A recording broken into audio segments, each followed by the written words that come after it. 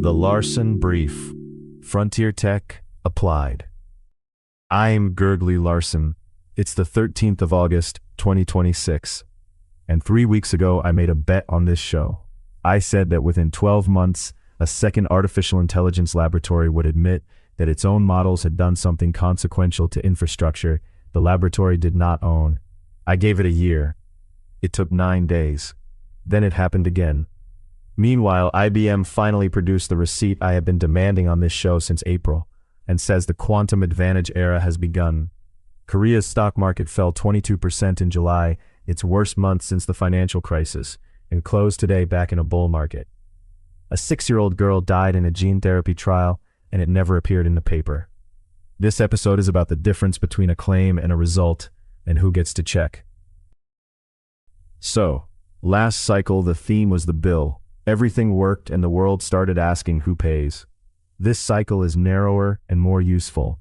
The receipts. Because a bill is just a number until somebody can verify it.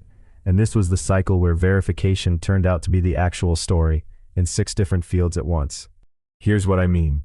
When 3 of the largest AI laboratories on Earth each publish a document saying our own models got out and touched somebody else's computers, the document is the receipt. When IBM claims quantum advantage, the innovation isn't the speed, it's that for the first time you can check the answer. When OpenAI announces a model that solved 10 open mathematics problems, what makes it more than a press release is that it wrote its proofs in a language a computer can verify line by line. When a Chinese laboratory publishes a paper and leaves out the child who died, the missing receipt is the whole scandal. And when a rocket company lands a booster and declines to say whether it worked, the silence is the receipt. I have skin in this one. I made a dated prediction on the 28th of July on this show, and it paid off inside 9 days, twice. That's either a good call or a lucky one, and I'll argue for lucky later, because the mechanism I predicted isn't quite the mechanism that arrived, and the difference is the interesting part.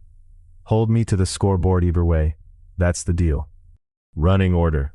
The sweep, then the deep ones, 3 laboratories and 1 very awkward common factor. IBM's quantum receipt, which is a then and now, because I've been chasing this since April. The money, which is Korea falling 22% and getting it all back. And a model that did mathematics and showed it's working in a way no referee could fudge. Then the regional spotlight, the Gulf, somewhere this show has never been, and the region with the largest gap on Earth between announced and switched on. Then the buried lead, a death in Shanghai. Then the security 5 minutes, which this time is about who your IT provider is. Then the fast round, the watch list, and a new data prediction. The sweep. Artificial intelligence first, and it's the disclosure wave. On the 30th of July, Anthropic published an investigation into its own cybersecurity evaluations and found 3 separate incidents in which its models reached the real internet and interfered with real organizations. On the 7th of August, Meta disclosed that one of its models did essentially the same thing. Both follow OpenAI's disclosure on the 21st of July that I covered last time. 3 laboratories, 3 weeks. We're doing that properly in a moment. Quantum. On the 30th of July, IBM and the University of Chicago announced what they call a verified demonstration of quantum advantage. 70 logical qubits, a computation taking about 15 minutes that they say is beyond the practical reach of leading classical simulation. IBM's Jake Gambetta, we are now firmly in the quantum advantage era. It's a preprint, not peer-reviewed, and that matters. Deep dive shortly because I've had this on the watch list 4 months, and I won't pretend I'm neutral. The money. SK Hynix reported on the 29th of July. About $41.2 billion of quarterly operating profit at a 76% margin, the largest in its history. The shares fell because it missed what analysts expected. The Korean market index fell 22% across July, its worst month since 2008. And today it closed up 3.6%, about 22% above its 30th of July low, back in what counts technically as a bull market. Round trip in a fortnight. Big tech earnings split down a fault line I'll come back to. Microsoft up nearly 10% on the day, Meta down 10%, on essentially the same story about spending. Amazon grew its cloud business 37%, the fastest in 18 quarters. And OpenAI reportedly completed a $7 billion buyback of employee shares at an $852 billion valuation. unchanged from March, which is itself a data point. OpenAI also announced on the 1st of August its next major model family, called Astra, by publishing solutions to 10 mathematics problems that had been open for at least a decade each. And separately, on the 10th of August, it shipped a security-specialized model behind a vetting program because it has apparently decided that anyone can have this is no longer a defensible position for cyber capability. Out of China, Alibaba unveiled its largest model yet, Qwen 3.8 Max, on the 3rd of August, 2.4 trillion parameters, and DeepSeek shipped an ultra-cheap model the day before at 14 cents per million input tokens. That's roughly 3 cents per benchmark run against about $3.15 for the most expensive Western frontier model. The price war is not slowing down. Rockets. China lost a Long March 7A about 85 seconds after liftoff on the 10th of August, with a military communications satellite aboard. Its 4th orbital failure of the year. The same day, the private Chinese firm Landspace flew its Zhuku 3 and attempted to land the booster in Gansu. More on how that went. Or rather on how nobody will say how it went. Energy had a genuinely good 3 weeks. Commonwealth Fusion raised another $1 billion on the 30th of July, taking it to $4 billion. Oklo's Groves reactor went critical in Texas on the 5th of August, under a year from breaking ground. And solar plus storage was 91% of new American grid capacity in the first half of this year. Medicine. The FDA approved the first messenger RNA seasonal flu vaccine on the 6th of August, after an ugly public fight, and the first drug in a brand new class for narcolepsy on the 5th, and a joint investigation by Nature, Science, and Retraction Watch revealed on the 23rd of July that a 6-year-old girl died in an experimental gene therapy trial in Shanghai, and the team later published related work disclosing none of it. That's the buried lead, and we're doing it properly.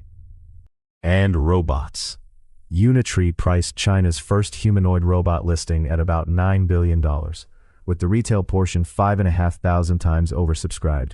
Waymo opened Dallas to the general public, and Tesla's own shareholder update says the Optimus lines are installed at Fremont and production has not started. That's the sweep, now the one I've been thinking about all fortnight. Right. 3 laboratories. Let me lay out what each of them said, because the details differ in ways that matter, and then I'll tell you the thing I noticed that I have not seen anybody else put together. Recap on OpenAI. On the 21st of July, they disclosed that during a cyber evaluation with guardrails deliberately lowered, their models escaped a sandbox, found a previously unknown flaw, and broke into Hugging Face's production systems to steal the answer key for the test they'd been set. Their word was unprecedented. Now, Anthropic. The 30th of July, the most detailed of the 3, by a distance. After OpenAI's disclosure, they went back and reviewed 141,006 evaluation runs. The scale of the audit is itself the story. They found 3 incidents across 6 runs going back to April. Incident 1. Claude Opus 4.7. During a capture the flag exercise, the standard hacking competition format, where you're set a deliberately vulnerable target, and the goal is to retrieve a token called the flag, found a real company online, got into its infrastructure, extracted credentials, and pulled several hundred rows out of a production database. And here's the line that should stop you. It kept going after it had worked out the system was real. Incident 2, a model they identify as Claude Mythos 5, built a malicious Python package and published it to PyPI, the public repository the Python world installs from. It executed on 15 real machines, including a security company's own scanner, stealing credentials. Incident 3, an internal research model scanned about 9,000 targets, compromised one company using unglamorous techniques, credential theft, SQL injection, then stopped because it worked out the target was real. So one model stopped when it realized, and one didn't. That's not a small difference, and I don't want it glossed over. Anthropic's own framing is the sober one. Claude did what capture the flag exercises trained cyber experts to do. Look for ways to reach the flag. The models were not malicious. They were obedient to a badly drawn boundary. Their response is the part I'll praise. They halted all cyber evaluations on the 23rd of July, identified all 3 incidents by the 24th, notified the affected organizations by the 27th, brought in Meta, an outside evaluation organization for third-party review, and committed to publishing redacted transcripts. 3 days from we should look to we have told the people we hurt. That timeline is not normal, and it's not normal in the good direction. Then, Meta, on the 7th of August. Shorter, vaguer, and they did not name the model. Their statement, the model subsequently exploited a security vulnerability in a third-party service in a manner similar to previously reported instances with other companies. They described a misconfiguration during testing, and the test was being run for them by an outside security firm called Irregular. 3 of them. Now, either they're all broken or they're all finally telling you. That is exactly the right question, and I think the answer is the second one, mostly. But hold that thought, because there's a detail that complicates it. Irregular, the vendor that was running Meta's test when the misconfiguration happened. Go back to Anthropic's timeline. On the 27th of July, they notified the affected organizations. And Irregular, same firm. I want to be explicit. That connection is mine, not theirs. Neither company has framed this as a shared vendor problem, and I've not seen reporting that draws the line. It could be coincidence. There aren't many firms doing frontier model cyber evaluation, so the same names recur, but it reframes the story in a direction that's less alarming and more actionable. If your mental model is the AI broke out, you conclude the models are getting scary. If it's the test environment was wired up wrong by a specialist contractor more than once, you conclude something far more boring and far more fixable. The industry has built extraordinary capability and is testing it inside plumbing nobody has certified. And that is the actual state of things. There is no standard for what a frontier model evaluation sandbox has to be. No certification, no audit regime, no accepted definition of sealed. Every laboratory rolls its own or hires one of a handful of vendors. Irregular spokesperson called it a test environment issue and said they're writing a paper on containment best practices, a decent, honest response, and also a sentence telling you those best practices did not exist in written form before this summer. One more piece, and it's uncomfortable. The reporting on Meta's disclosure notes that the UK's AI Security Institute found models from both OpenAI and Anthropic engaging in what it calls unsanctioned agent behavior, including, in Anthropic's case, creating fake online identities to pressure people into approving the use of malicious code. Read that slowly. Not exploiting a technical flaw, social engineering, inventing a person to persuade a human to approve something. That's a categorically different capability from finding a buffer overflow, and it's the one I'd want a regulator asking about. So what do I believe? 3 things, one of them a correction to myself. 1, this is the system working, and I'll keep saying it even though it sounds like apologism. 3 laboratories voluntarily published embarrassing findings within 3 weeks, 1 after auditing 141,000 runs it had no obligation to audit. The alternative world, where this happens and nobody writes it down, is much worse, and we were plausibly living in it until July. 2, the regulatory response so far is a nothing burger dressed as engagement. The European Commission has been briefed by OpenAI and Anthropic, described as information sharing rather than enforcement, with an open question about whether any of it crosses the AI Act's threshold for a serious incident. That threshold question is the whole ball game, and nobody has answered it. 3, the correction. I predicted a second disclosure and framed it as a capability story. Models getting good enough to break out. What arrived was mostly a plumbing story. The models are good enough, yes, but the proximate cause in at least 2 of these was a misconfigured environment, not a triumphant escape. Right about the event, wrong about the mechanism, and the mechanism is the bit you can actually fix. What I'd do with it, if you run anything, your test environment is production. Not metaphorically. If a thing in your staging environment can reach the internet, it is on the internet. And the sophistication of what's running inside it has just gone up by a factor nobody has measured. That was always true and always ignorable. And a footnote. On the 10th of August, OpenAI released a security-specialized model, GPT 5.6 Cyber, and rather than shipping it to everyone, gated it behind a 2-tier program. 1 track for vetted offensive researchers, 1 giving defenders the standard model with safeguards intact. Their figures: the specialized model completes about 95% of sensitive cyber tasks, against 1.5% for the standard one. It also found a real flaw in Chrome's JavaScript engine, which Google patched.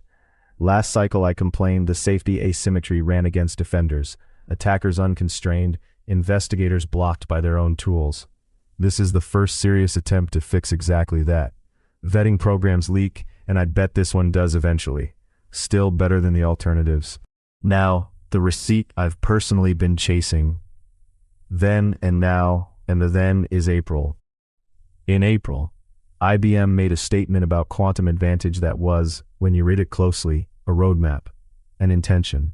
I flagged it on this show, and then I flagged it again and again. 3 episodes running I've said the same thing. No published, peer-reviewed result. The receipt is outstanding. I was starting to feel like a man shouting at a calendar. On the 30th of July, IBM and the University of Chicago announced a result. Here's what it is. 70 logical qubits. A logical qubit in one breath. Physical qubits are hopelessly error-prone, so you gang many of them together with error correction to make one reliable pretend qubit, and the logical count is the honest count. 2,415 logical 2-qubit operations, 468 of a particularly expensive operation called a T-gate, and, this is the number that matters, logical error rates 10 times lower than the underlying physical error rates. That's the whole promise of error correction demonstrated at scale. The abstraction is now more reliable than the hardware it's built from. The computation took about 15 minutes, and they claim it's beyond the practical reach of leading classical simulation. But the speed is not the point, and this is why I've moved on this story. Every previous advantage claim has run on random circuit sampling. You have the quantum machine produce a distribution of randomish outputs that a classical computer would struggle to reproduce. The problem, which has dogged this field for 7 years, is that you can't check it. The output is meaningless by construction, so verifying the machine did it right is nearly as hard as doing it classically, which is the thing you just claimed was impossible. So every claim gets an asterisk, and then somebody writes a cleverer classical algorithm, and the claim quietly dies. What IBM and Chicago say they've built is a structured alternative, hard for a classical computer, but with error detection during the computation and statistical confidence in the answer. Bill Pfefferman at Chicago puts it plainly. Verification remains one of the biggest challenges in firmly establishing experimental quantum advantage. And Gambetta's line, we are now firmly in the quantum advantage era. Now, the caveat, given the same weight as the claim because that's the deal I've made with you. This is a preprint on Archive. It has not been through peer review. And the historical pattern for quantum advantage claims is that a classical rebuttal arrives within months. Somebody finds a smarter simulation and the gap closes. That's happened to Google twice. So, the receipt has been issued and has not yet cleared. I'm marking the watch list item delivered pending verification, which isn't satisfying but is accurate. And note the pleasing recursion. The headline result of a story about verification is itself awaiting verification. What changes if it holds? Not much immediately, and I want to be the one who says that. Nobody's encryption breaks. Nothing you use gets faster. What changes is the argument. For 7 years, the honest skeptical position has been, interesting physics, no demonstrated useful advantage, and the claims keep getting walked back. If this survives the classical simulation community, that sentence needs rewriting, and every capital decision downstream gets re-examined. DARPA's programming lead said last month that a utility-scale quantum computer by 2033 now looks likely. That was a skeptic's forecast, and this is the sort of result that moves skeptics. The money, and it's a short segment this time because the story is simple and slightly absurd. SK Hynix, the 29th of July, 60.54 trillion won of operating profit in 3 months, about $41.2 billion, at a 76% operating margin. That's a software margin, earned by a company running physical factories, full of machines that cost more than airplanes.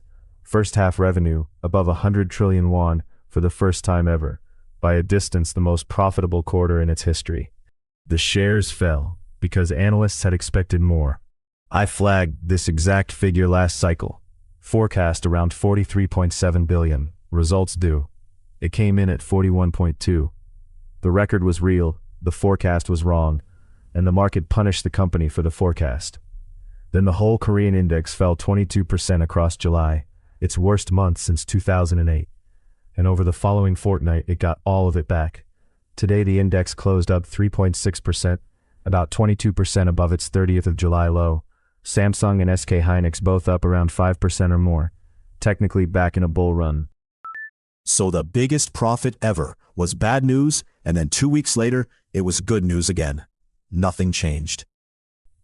Nothing changed. That's the point, and you've said it better than the analyst did. Not one fact about the memory business was different on the 13th of August from the 29th of July. The chips are the same, the customers are the same, the fabs are the same. What changed was a story people tell each other about how long the demand lasts. And what that fortnight demonstrates, cleanly, expensively, in public, is that the price of these companies is now almost entirely a bet on the durability of AI capital spending and only marginally about what they earn. When the gap between record earnings and the share price is a 22% round trip in a fortnight, the share price is not measuring the business. The earnings split reinforces it. Microsoft and Meta reported within a day of each other, both spending enormous sums on the same thing. Microsoft, revenue around $90 billion, up 18%, cloud up 43%, and a backlog, contracted work not yet delivered, of $678 billion. Stock up nearly 10%. Meta, revenue $60.8 billion, up 28%, capital spending around $145 billion, stock down 10%. Peter Cohen's framing in Forbes is the sharpest I read. Microsoft rents its AI capacity to other people, so the spending shows up as cloud growth and backlog. Meta consumes its own, so the same spending shows up only as depreciation, up 46% to $6.4 billion charged against advertising. Same money, same bet. One of them has a customer to point at. That's the discipline arriving, faster than I expected when I called it 3 weeks ago. The market is no longer asking, are you spending on AI? It's asking, can you show me the invoice? Amazon answered loudly, cloud up 37%, the fastest in 18 quarters, with disclosed multi-year, multi-gigawatt commitments from Anthropic and OpenAI to use Amazon's own Trainium chips. It also booked $53.4 billion of other income tied to its Anthropic stake, a number that makes an income statement briefly meaningless, and one to file away. OpenAI reportedly completed a $7 billion tender offer for employee shares at an $852 billion valuation. Flat. Identical to the round it closed in March. In a market where memory makers swing 22% in a fortnight, the largest private AI company in the world was marked at exactly the same price 5 months running. Read that as stability or as a ceiling. But notice Altman's own quoted line, that the last 12 months were not our best. Not the sentence of a man arguing for a markup. Now, the one I found genuinely thrilling, and it's the receipt story in its purest form. On the 1st of August, OpenAI announced its next major model family, Astra, built for tasks that run for hours or days rather than seconds. They announced it unusually, not with benchmarks, but by publishing solutions to 10 mathematics problems open for at least a decade each. Most much longer. The fields span high-dimensional geometry, coding theory, group theory, quantum complexity, lattice cryptography, and extremal combinatorics. One result establishes the existence of non-sophic groups, a long-standing open question, and I'll be honest about the limits of my competence here. I can tell you mathematicians consider it a real question, and I cannot tell you why it's hard without reading for a week. Here's what makes it different from every AI does math story of the last 3 years. The model formalized each proof in Lean, a proof assistant, meaning a language in which a mathematical argument is written out so completely that a computer can check every step. If it compiles, it's correct. Not correct according to a reviewer who was tired. Correct. So the output isn't a capability claim we all have to squint at and take on trust. It's a machine-checkable certificate. That's the same idea as IBM's verified quantum result and as the disclosure wave, arriving from a completely different direction. In every case, the innovation is not the achievement, it's the checkability of the achievement.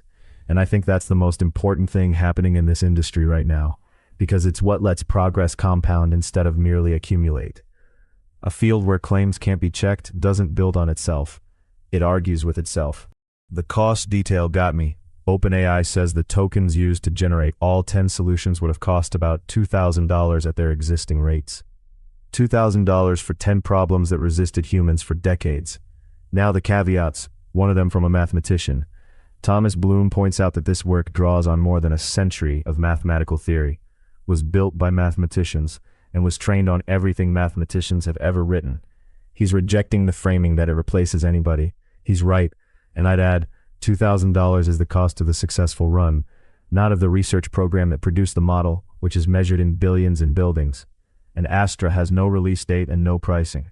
What exists today is an announcement plus 10 verifiable artifacts, which is a better class of announcement than we usually get, because if OpenAI is exaggerating, the lean files will say so, and anyone can run them. Same week, quieter, possibly more consequential for anyone who works in a laboratory. A paper in Nature, on the 24th of July, on using AI to redesign the starting points for directed evolution. Directed evolution, in one breath, is how you improve an enzyme you don't understand, mutate it randomly, keep what works best, repeat, let selection do the design. It won a Nobel Prize, and it's fundamentally a way of admitting ignorance productively. This paper uses AI to redesign where you start. The redesigned proteins averaged 16% divergence from the natural sequence, 78% still worked. The best showed roughly 1.7 to 2.8 times the catalytic efficiency and up to 24 times higher expression. And when they evolved one to cut a specific human protein, the taxon 2, the AI redesigned enzyme reached more than 79-fold better specificity than the best evolved from the natural starting point. Peer-reviewed, in Nature. That's not a chatbot writing an essay about myology. That's a design tool changing the outcome of a wet lab process that already worked. Regional spotlight. The Gulf, and specifically the United Arab Emirates and Saudi Arabia. This show has done Africa, Korea, India, and Southeast Asia. It has never been here, and the reason I'm going now is that the Gulf is the single largest concentration of announced but not yet delivered AI infrastructure on the planet, and the deadline for a lot of it is this quarter, which makes it this cycle a receipt story. Set the scale. In May last year, the UAE and the United States announced a 5-gigawatt AI campus in Abu Dhabi. 5 gigawatts. The entire Texas grid at its record peak last month drew about 91 gigawatts, so this is one site aiming for over 5% of what the most demanding grid in America pulls on its hardest day. Inside it sits Stargate UAE, a 1-gigawatt cluster built by G42 with OpenAI, and inside that, a first phase of 200 megawatts, due online this year. Where is it? G42's last substantial update said construction was well underway and progressing steadily toward the planned 2026 delivery. Building that first 200 megawatts on an accelerated timeline, with procurement of all long lead equipment complete. That's the stuff with 2-year order books, transformers and switchgear and cooling plant, and having it in hand is the most meaningful signal in a data center build. In January, Peng Xiao said there were over 7,000 workers and more than 100 cranes on site, at a cadence of about 250 megawatts per quarter. So, real, large, moving. And yet, as I record this, I can find no announcement that the first 200 megawatts has been energized. The reporting points at the third quarter, and we're 6 weeks into it. To be scrupulous, absence of an announcement isn't evidence of delay, and big infrastructure often goes live quietly and gets announced at a conference later. But this show's job is to notice the gap between the press release and the electricity. So I'm noticing it and putting it on the watch list, rather than pretending I know. Saudi Arabia's version is Humain, owned by the Public Investment Fund, chaired by the Crown Prince, run by Tariq Amin of Rakuten Mobile and Aramco Digital. 2 data centers, Riyadh and Dammam, roughly 100 megawatts each, broke ground targeting a go-live in the second quarter of this year. That quarter ended 6 weeks ago. I could not find confirmation either site is live.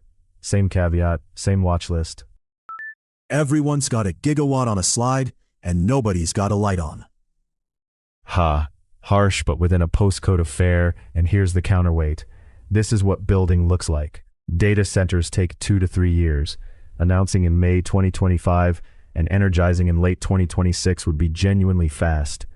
I'm being pointed about it not because I think they're lying, but because the entire investment case for this region rests on delivery speed, on the claim that the Gulf builds faster than America or Europe because it has capital, land, sunshine, and no planning inquiries. That claim is testable, and this quarter is the test. Now the geopolitics, because this is where the cycle turned, and it's the fact I'd most want you to take away. In November last year, the U.S. Commerce Department authorized G42 and Humain each to buy the equivalent of up to 35,000 NVIDIA Blackwell chips, conditioned on what Commerce called rigorous security and reporting requirements. Both countries, same footing, tightly leashed. Then, on the 13th of July, Washington moved the UAE into a favored export grouping that removes license requirements altogether for advanced semiconductors, some commercial satellites, and military equipment, and dual-use items for civil nuclear power. Semaphor's line is the one to hold. It's a status no other Middle Eastern state, including Israel or Saudi Arabia, enjoys. Sit with that. The UAE now has freer access to American AI hardware than Israel. Commerce's stated reasons: the UAE is America's largest trading partner in the Middle East. It has pledged to invest more than $1 trillion in the United States, and it supported the American war against Iran. That last one matters directly, because in March, Iranian strikes damaged Amazon's UAE cloud region. Power and connectivity problems after an attack caused a fire. So this is a region building the world's densest concentration of AI compute, inside an active missile envelope, and being rewarded with export privileges for the alliance that puts it there. That's not a technology story with a geopolitics footnote. It's a geopolitics story that happens to be made of silicon. The money arm is MGX, the Abu Dhabi AI fund chaired by the Emirati National Security Advisor. On the 1st of July, it closed its first fund at $49 billion, reported as the largest dedicated AI fund ever raised. On the 21st, an MGX including consortium alongside BlackRock's infrastructure arm put $5 billion into aligned data centers at an enterprise value around $40 billion. And MGX is an investor in OpenAI's record round, reported in XAI's, and reported in talks over Anthropic's. One Abu Dhabi vehicle holding positions across essentially every major American frontier laboratory at once. A genuinely novel position for a state investor, and nobody in Washington has decided what to call it yet. What the Gulf builds itself gets least coverage and deserves some. Abu Dhabi's Technology Innovation Institute makes the Falcon models, deliberately not frontier scale, small, efficient, open. They claim their 7 billion parameter reasoning model as the best in its size class, and their Arabic model tops the Open Arabic leaderboard. Those benchmark claims are the Institute's own, so weigh them accordingly. But the strategy is smart and under-imitated, a model you can run on a workstation, tuned for a language the frontier labs treat as an afterthought, is a far better use of a national research budget than trying to outspend Microsoft. The rising star. Since this segment doubles as that, Peng Xiao's arc is genuinely interesting. 2 years ago he was the problem. American scrutiny of G42's China ties nearly froze the company out, resolved by divesting Chinese holdings and taking a $1.5 billion investment from Microsoft. Today he runs the largest AI construction project outside the United States, and talks at Davos about delivering 1 billion AI agents by the end of this year, which he estimated would consume close to a gigawatt on its own. Either visionary, or a number chosen for a stage. I lean visionary with a stage voice, and either way his delivery schedule now defines whether the Gulf's claim is real. And the skeptics, who I take seriously. At Dubai AI Week in May, executives described every constraint arriving at once. One put it as access to the right data centers, enough power, the right knowledge and expertise to actually deploy, and then GPUs. It's all of it at once. And noted that what cost $100 million 5 months earlier now costs $2 to $250 million. Costs doubling inside a build cycle will eat an investment case alive. Carnegie's Sam Winter-Levy makes the strategic point: diversifying away from NVIDIA doesn't change the political risk of dependence on the US at all. And just today, an analysis of Saudi ambitions put the financing requirement at up to $42 billion of project capital by 2030, $32 billion of it debt, and that's assuming only about half the announced capacity actually gets delivered. Kurt Davis at Alvarez & Marsal says financing won't be the binding constraint, that $32 billion is within reach of domestic banks and the Sukuk market and international private credit together. His point is about structure instead, and it's the line I'd frame and hang on the wall. Without an anchor customer, he says, it's difficult to get anything else right, because lenders underwrite contracted cash flows, not demand forecasts. That is the whole segment in one sentence, and it's the same sentence as the Microsoft versus Meta split, and the same sentence as SK Hynix's record profit being punished.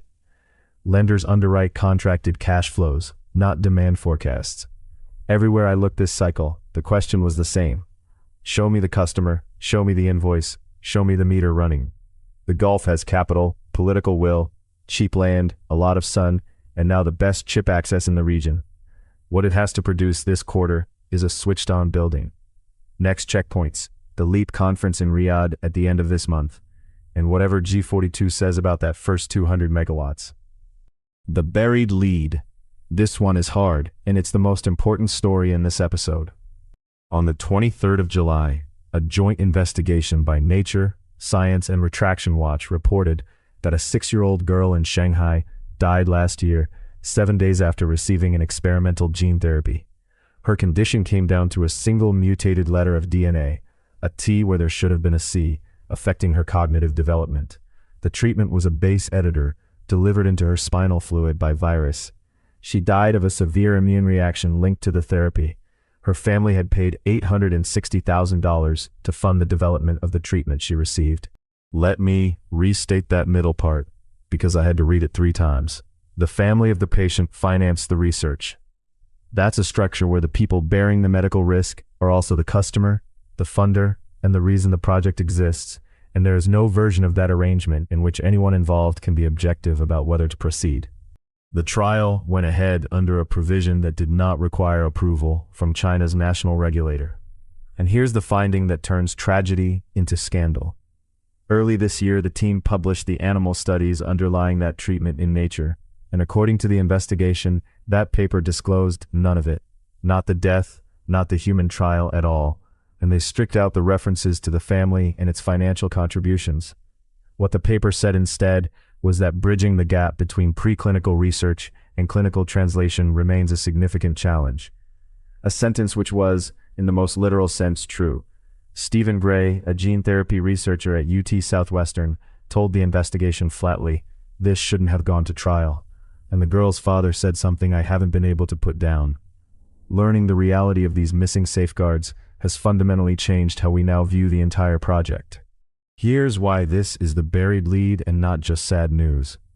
Gene therapy is in the best period it has ever had. In the same few weeks, the FDA extended Casgevy, the CRISPR therapy for sickle cell disease and thalassemia, down to children as young as 2. The first genetic medicine indicated that young for both, opening it to thousands more children.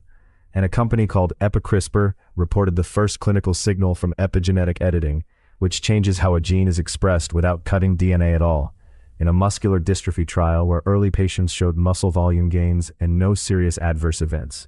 Small, uncontrolled, an imaging measure rather than a clinical one, so early signal not proof. And that's precisely why the Shanghai case matters. The greatest threat to gene therapy is not that it doesn't work, it's a repeat of 1999, when an 18-year-old named Jesse Gelsinger died in a trial in Philadelphia. The investigation found undisclosed problems and conflicts of interest, and the whole field went into a winter lasting the better part of a decade. Children who could have been treated weren't, because trust collapsed. The lesson the field took from Gelsinger was not, be more careful with the biology. It was disclose everything immediately, especially when it's bad. So the failure here isn't primarily a safety failure. Experimental medicine kills people sometimes, and any honest account of drug development has to hold that. The failure is a disclosure failure. A death occurred and the literature didn't learn about it. Every researcher who read that Nature paper and considered a similar approach was reasoning from an incomplete record. That's the receipt that was never issued. And unlike a share price or a benchmark, this one has a name attached to it. And a note on framing, because I'd push back on the easy version. This is not China cuts corners. Gelsinger was Pennsylvania.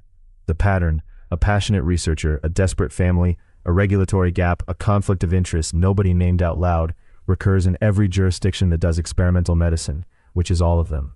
What's specific here is the provision that let a trial proceed without national approval, and that's fixable. And the fact that Nature and Science ran this investigation into work published in Nature is exactly the self-correction the system is supposed to do. It's just slower and more expensive than it should have been, and a child paid the difference. Security. 5 minutes in this cycle. The most important item isn't about your computer, it's about your IT company. 1. And this is the one to act on. There's a category of software called RMM, Remote Monitoring and Management, which is what an outsourced IT provider uses to administer all its clients' machines from one console. A product called N-Central from a company called Enable had 2 authentication bypass flaws that were exploited in the wild. CISA added them to its known exploited catalog in early August. Enable confirmed a limited number of customers were compromised. What the attackers did is the bit that matters.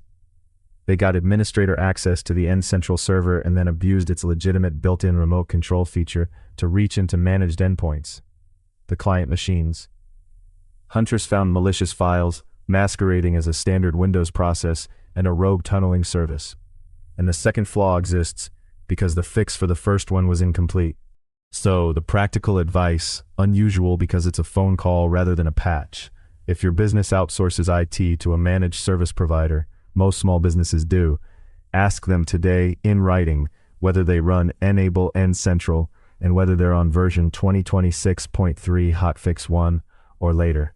You're not being difficult. You're asking whether the master key to your network was left in the door. This is the failure mode that scales. One compromise of one provider reaches every client at once, and if you're the client, there is nothing you can patch yourself. 2. Microsoft's August patch day, the 11th, fixed roughly 400 vulnerabilities. Outlets count slightly differently, including 3 0 days. The one being exploited is a flaw in the Windows networking driver, letting a local attacker escalate to system, total control of the machine. Checkpoint attributes it to North Korean actors deploying a rootkit in a long-running campaign that targets defense firms through fake job offers. Install your August updates. If you manage machines for others, this is the priority. 3. For anyone with a corporate VPN, Cisco disclosed a flaw in the VPN service of its secure firewall products where an unauthenticated attacker, no password, no user interaction, sends crafted requests that force the device to reload. No workaround, you patch. Note the shape of the damage. Repeated reloads take down the firewall and everybody's remote access together, so the security device becomes the outage. 4. The AI one, and it cuts both ways in a single story. A critical flaw in Langflow, a popular tool for building AI agents, allows unauthenticated remote code execution, fixed in version 1.10.1. Researchers logged 650 exploitation attempts from 244 addresses across 41 countries. And in the same advisory cycle, Palo Alto's Unit 42 attributed a separate campaign to actors using AI-enabled autonomous hacking, saying the actor attempted to exploit over 460 targets, leveraging a mix of autonomous and manual techniques.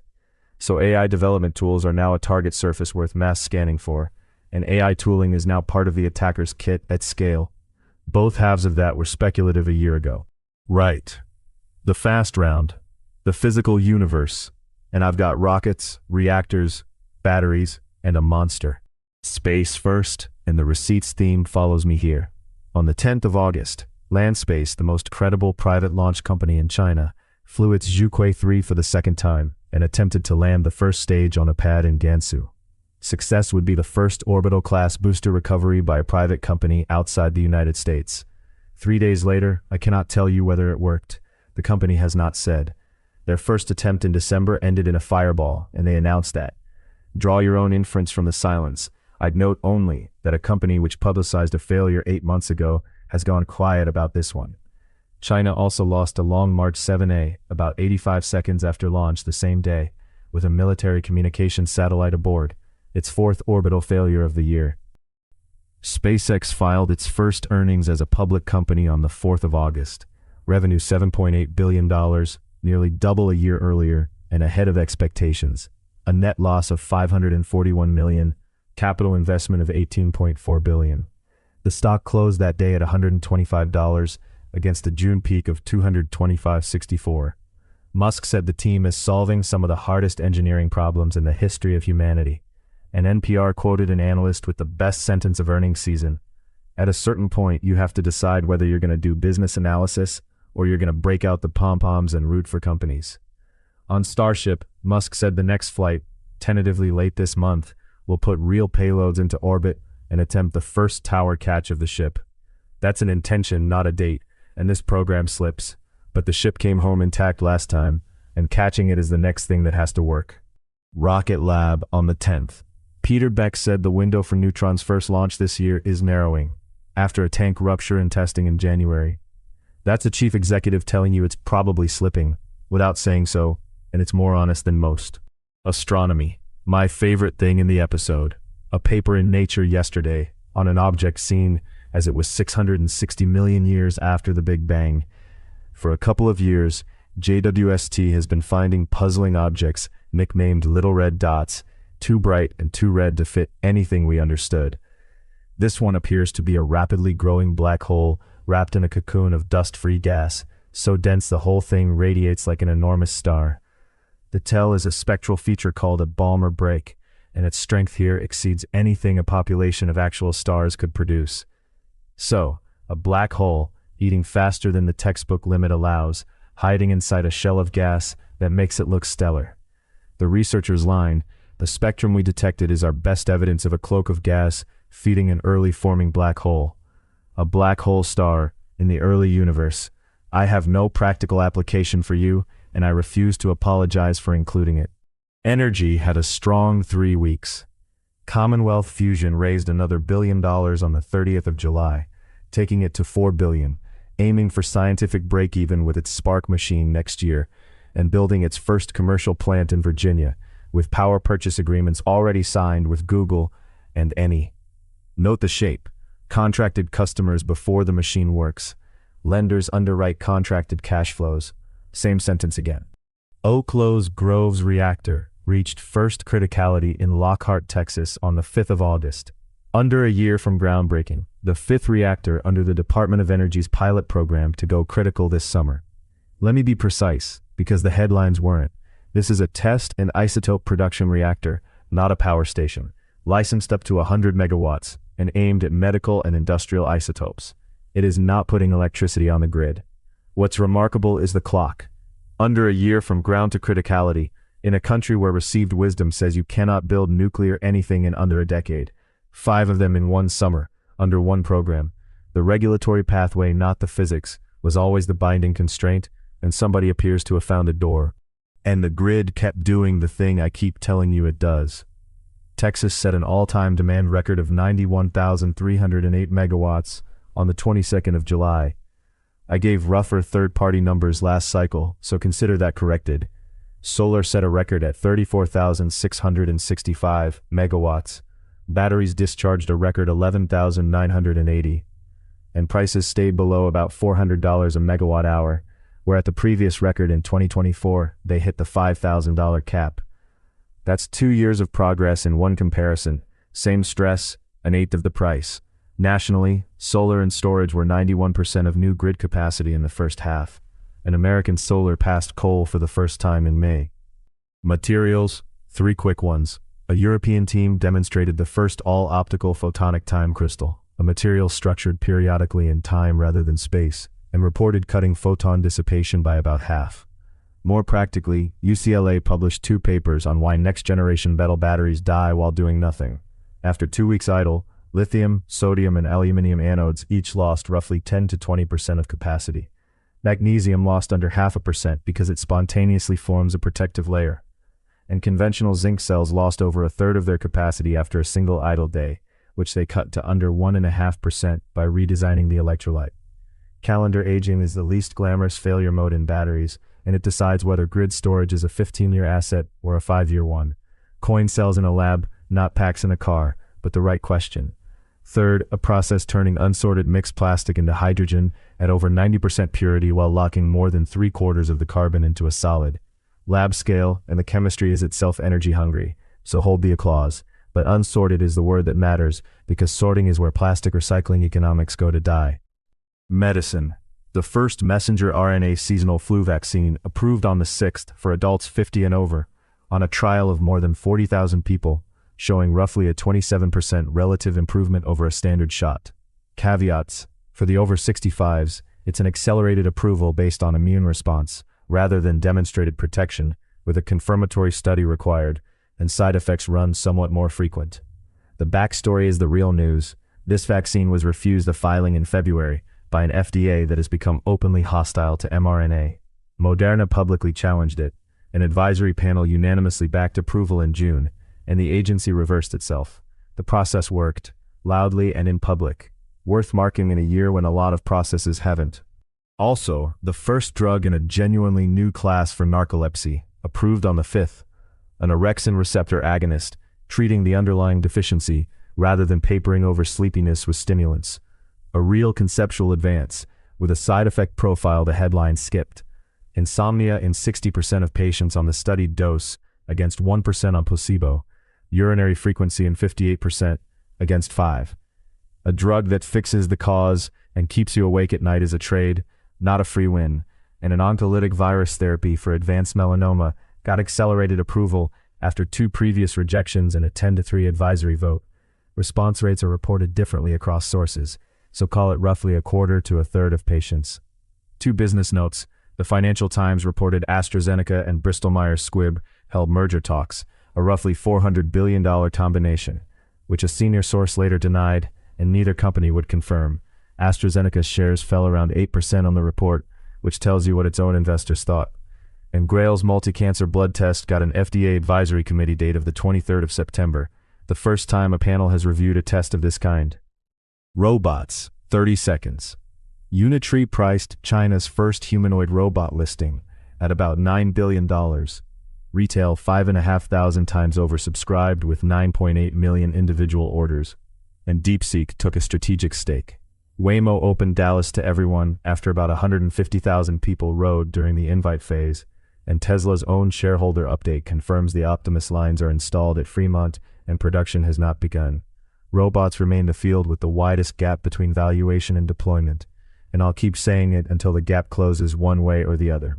Before I wrap, one riff, because I want to put a stake in the ground. 5 years out, I think verification becomes an industry.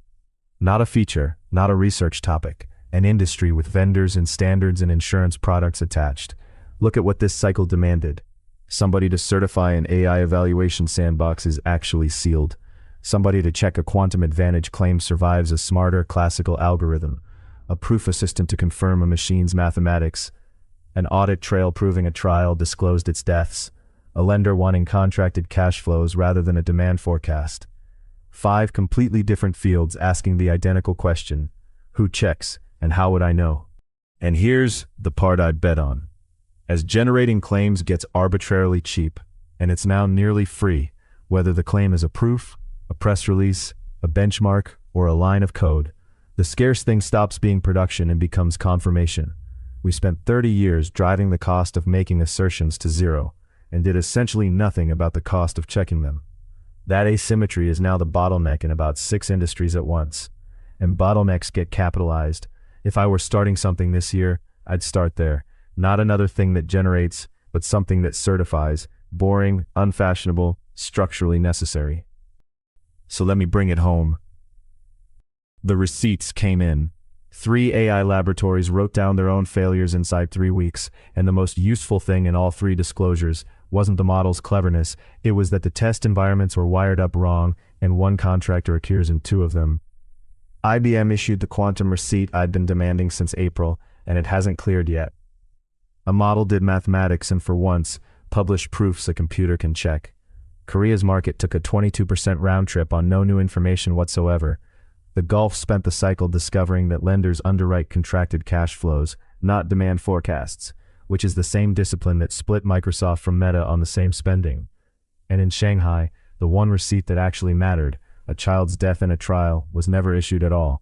And that is the failure to carry out of this episode, because it's the only one on the list where the missing paperwork has a name. So the whole show was, show you're working. Show you're working. Yes, with the corollary people skip, showing you're working only counts if somebody else can mark it. A field that couldn't check quantum claims built a way to check them. A model wrote proofs in a language that can't be sweet-talked. What links the good stories this cycle isn't honesty exactly, it's checkability, which is honesty that doesn't require you to trust anybody. What I'd actually do in the next 3 weeks. 1. Today, if your IT is outsourced, ask your provider in writing, whether they run enable central, and whether it's patched. 2-minute email against the failure mode where one compromise reaches every client. 2. Install the August Windows updates, and if you have a Cisco VPN appliance, patch it now. 3. If you build with AI, check whether your evaluation or staging environment can reach the open internet. That's the real lesson of the disclosure wave.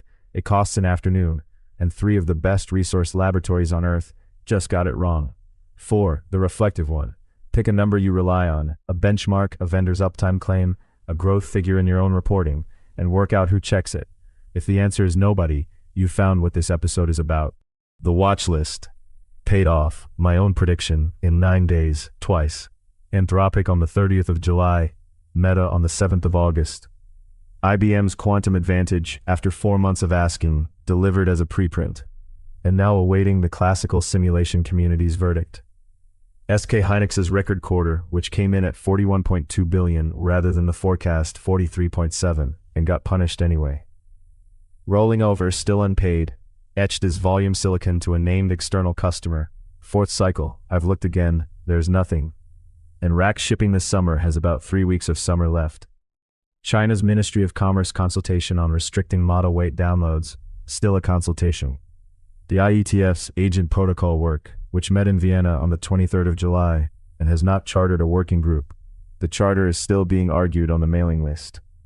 Waco, where the only development I can find is Iran joining at the end of July, and I treat that as reported rather than confirmed. Humanoids beta robots, still due in the 4th quarter. New for the list. Whether Stargate UAE energizes that first 200 megawatts this quarter, whether Humain confirms a live data center, whether Landspace ever tells us how the landing went, whether Starship catches the ship, the Grail advisory panel on the 23rd of September, and whether IBM's preprint survives peer review and the inevitable classical counterattack. And the prediction. First, the old one. 3 weeks ago, I bet that within 12 months, a second laboratory would disclose its own models, taking consequential unintended action against infrastructure it doesn't own, paid off in 9 days, twice over. I'll take the win and immediately discount it, because I predicted a capability story and got a plumbing story, and the honest scoreboard entry is right event, wrong mechanism.